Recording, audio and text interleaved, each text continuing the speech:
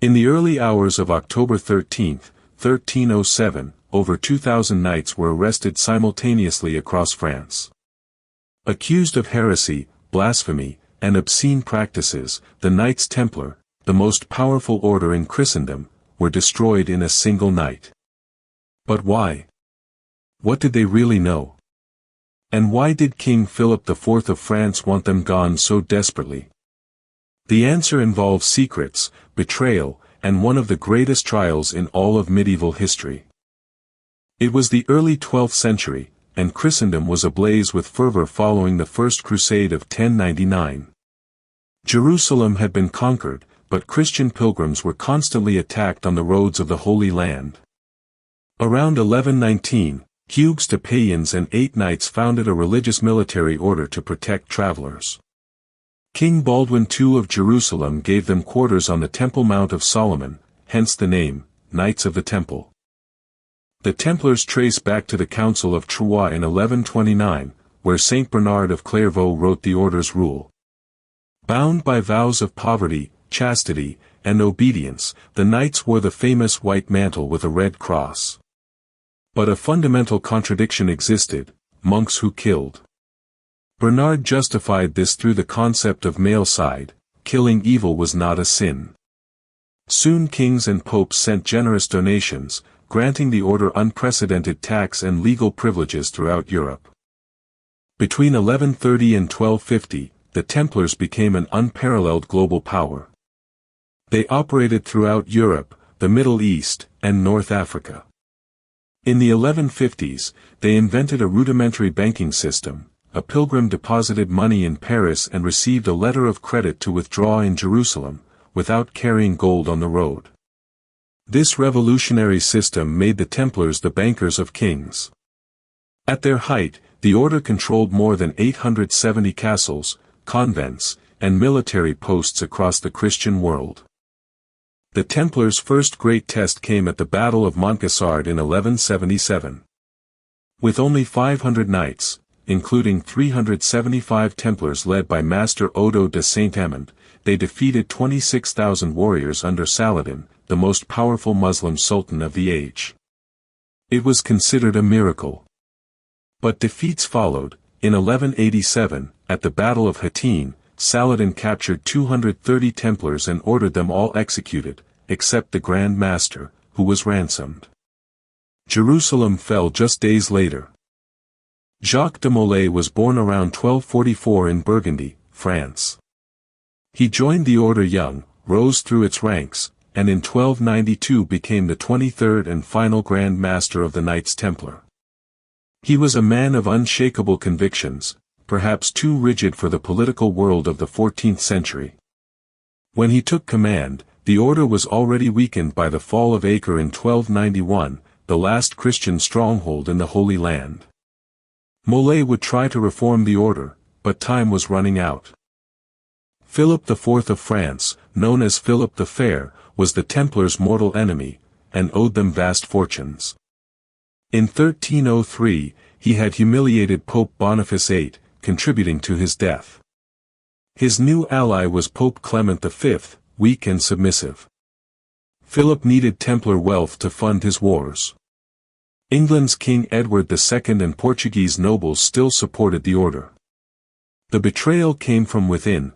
Hugues de Payens, an excommunicated ex-member, handed the king explosive secret allegations against the order. In September 1307, Philip IV sent sealed secret orders to every seneschal in the kingdom. In the early hours of October 13, every Templar in France was to be arrested simultaneously. The charges were shocking: worship of an idol called Baphomet, denial of Christ, sodomy, and obscene initiation rituals. Jacques de Molay was in Paris, unaware he had attended the king's brother's funeral just days earlier, and would be arrested that very same night. Under brutal torture, fingernails torn out, feet burned with flames, weights pressed onto chests, hundreds of Templars confessed to crimes they never committed. Jacques de Molay publicly confessed to denying Christ at his initiation. At least 36 Templars died during interrogations in Paris alone. The Inquisitor Guillaume de Paris, the king's personal chaplain, oversaw the sessions.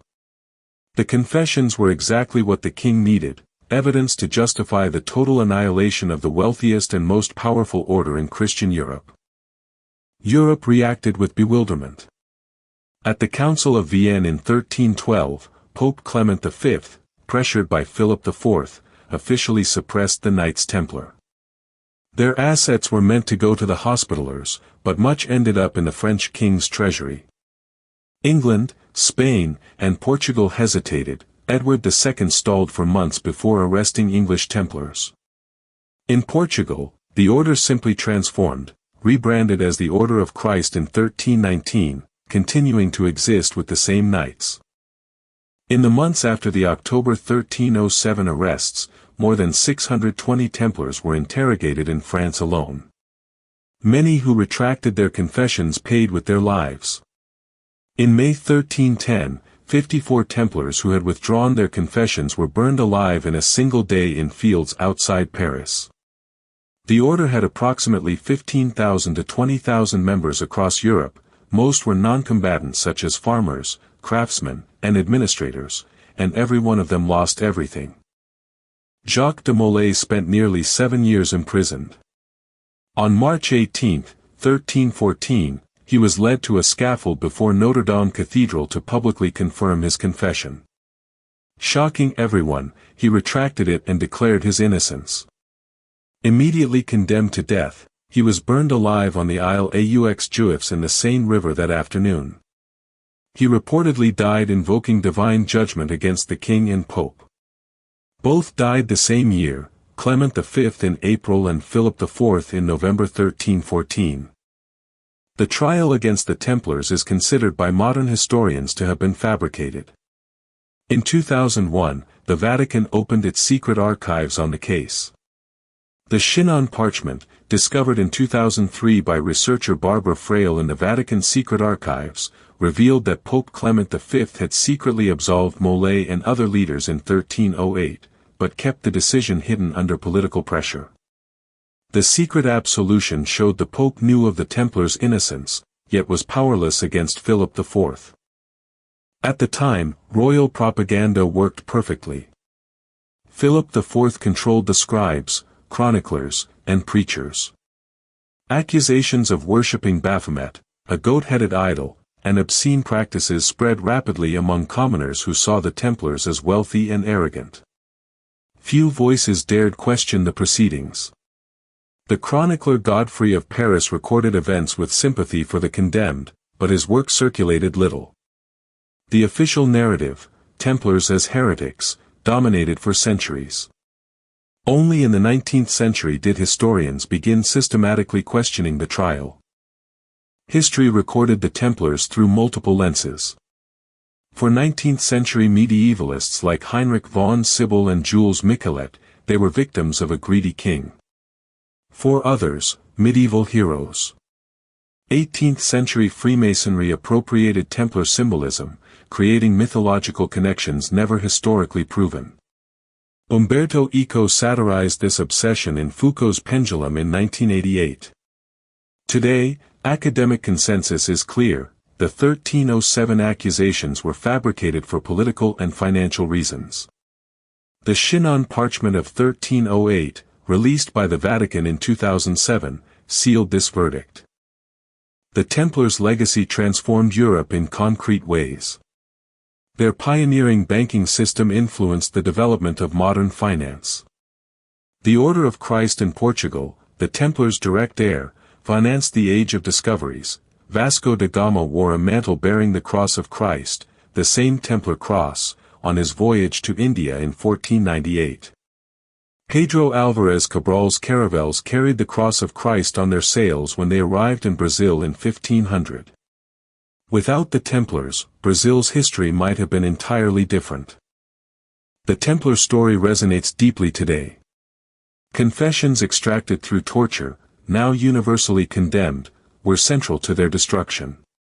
Mass imprisonment based on fabricated charges mirrors authoritarian techniques seen in the 20th century, Stalin's purges, McCarthyism in the United States, and Latin American dictatorships. The question of state power versus independent institutions remains urgent. And persecution driven by debt, Philip IV destroyed the order to avoid repaying what he owed, echoes modern financial and political scandals. The Templars lasted less than 2 centuries, yet their impact stretches across millennia. They were warriors, bankers, and martyrs. Their downfall showed how power can destroy even the mightiest institutions when political convenience and greed unite. Jacques de Molay was officially rehabilitated by the Vatican in 2007, 7 centuries after his death. Truth, even when delayed, always finds its way. If you enjoyed this video, like it and subscribe to the channel so you don't miss the next stories.